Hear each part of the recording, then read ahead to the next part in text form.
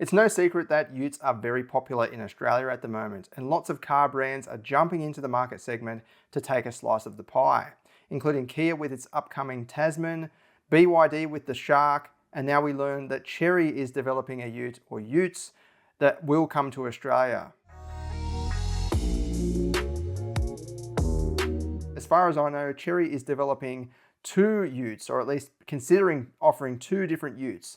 Firstly, a heavy-duty type model with a live axle, rear end, ladder frame chassis, targeting the likes of the Ford Ranger and Toyota HiLux and so on, but then also another kind of softer version, so think along the lines of a monocoque frame, SUV-like platform, independent suspension. At the moment, there is nothing like that in Australia, but in America you have the Hyundai Santa Cruz, and of course we used to have things like the Subaru Brumby and Ford Falcon and Holden Commodore utes. I sat down with the general manager of Chery Australia, Lucas Harris, to see if I could find out more about this ute or utes. Firstly, I asked about the 2 different models. Would Australia pick up both the crossover style or the purported crossover style model and the heavy duty model, or just the heavy duty model?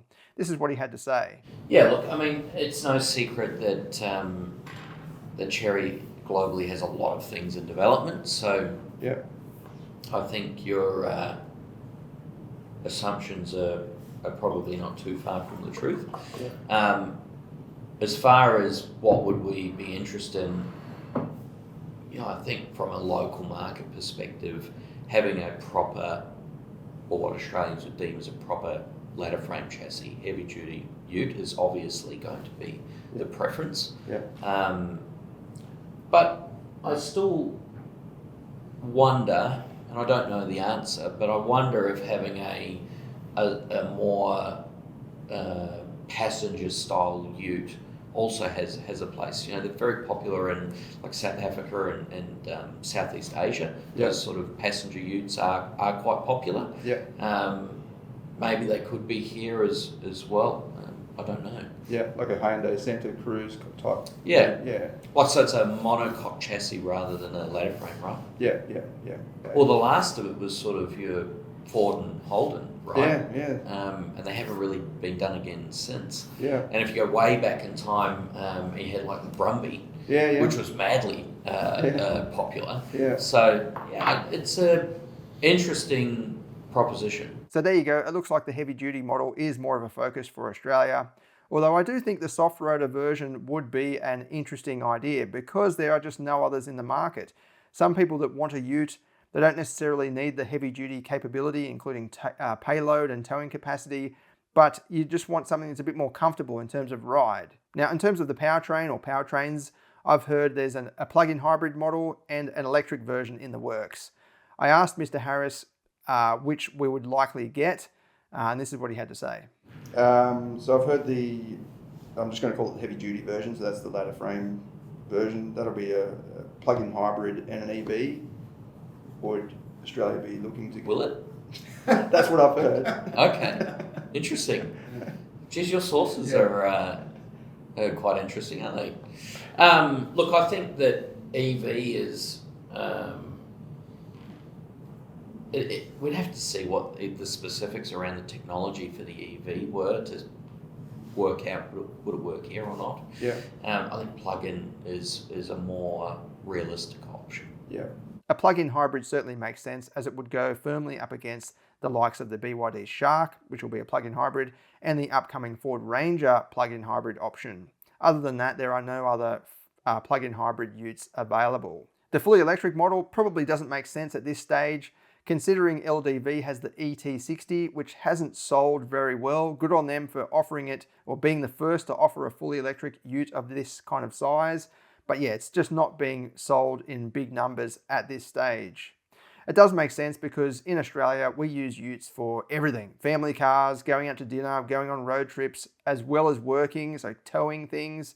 And electric at this stage doesn't quite make sense, in my opinion anyway, because you're limited by the range. As soon as you load it up, that range just drops right off as well. Well, you need a huge amount of payload. You need to be able to have a big towing capacity and all that. It's all good and well to have a ute frame, and it looks like a ute, but it can only, 80 kilo payload and it can only tow 1,500 kilos, well, it's not really a ute then, is it? An electric model would be interesting though, because Chery has recently paired up with a company in China called NIO. Now these guys are geniuses when it comes to electric vehicle technology and even just electric technology. They've got a system in China with swappable batteries. So you drive your EV into a dedicated station, into one of these stations, there's quite a few over there, and then they just drop the battery out, put a new one in, and away you go. Well, not a new battery, but a fully charged one. So that way you don't have to wait around for it to charge up. I asked Chery Australia if this sort of thing would ever make it to Australia, but the infrastructure is a little bit behind, but this is what they had to say.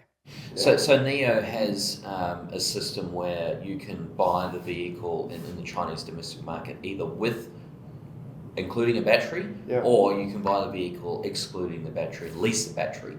And so that lease option, you can then go to the replacement stations where essentially the car drives itself in, replaces the battery, drives it out again. It's kind of pretty cool. And they've got thousands of these stations scattered all across the country, which obviously makes that a viable option. Yeah, there's no plans for anything like that in Australia. Not in the foreseeable future, no. On the topic of EVs, you might have noticed recently in the news that some car brands are actually winding back on EV plans. So about 2 or 3 years ago, a number of car brands, including Alfa Romeo, Jaguar, Mercedes, they all kind of said, we're going to go full EV at a certain date like 2025, 2026. Now some of these companies are actually winding back. Recently, Volvo wound back on that, at least globally. In Australia, I think they're still going with EVs, at least for the next couple of years. But then Genesis also a couple of weeks ago said they're going to wind back on EV plans as well. They're going to introduce more plug-in hybrids and hybrids, at least in the meantime. So I asked Mr. Harris what he thought, what was Chery planning to do? Are they going to go full EV, or what's their stance on this? This is what he had to say. You got a target that you want to meet that you're completely EV, or you're just sort of adapting to each market? Absolutely not. Chery's a very consumer-led business. And so whilst there is demand for ICE or HEV or PHEV or BEV, it really is go where the demand is. And so from a global perspective, obviously there's still massive requirement for ICE. So we don't see that stopping in the foreseeable future.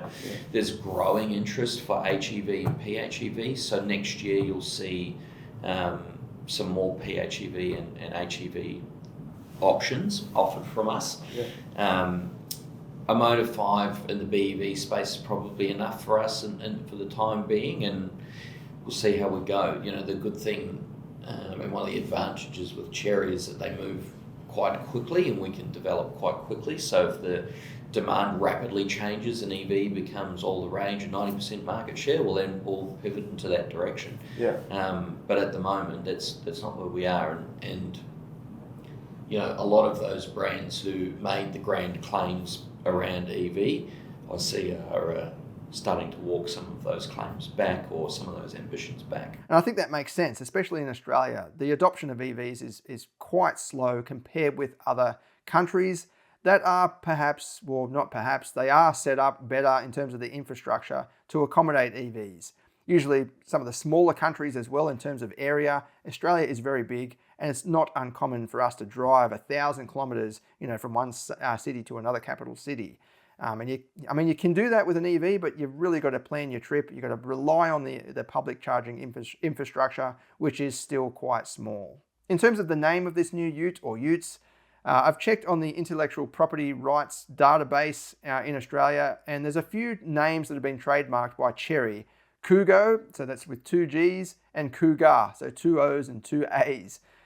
There's also JQ. Now, JQ will be a standalone brand. It'll offer its own vehicles, including the J7 and J8. I think they're arriving next year, in the first quarter, actually. So JQ will be launching next year in Q1. So we're full steam at the moment and getting the network ready and the vehicles ready. So we'll launch with 2 models, the J7 and the J8. So we're pretty excited about that. It'll be a separate franchise and dealer network from Chery, so separate showrooms, and we'll operate it at an operational level separately as well. So we're very excited about that. So maybe Kugo or Cougar, but I asked them about that. They said they can't confirm anything at this stage. Interesting times ahead anyway for the Ute segment. I think going by Chery's latest trends, they're getting the interior right.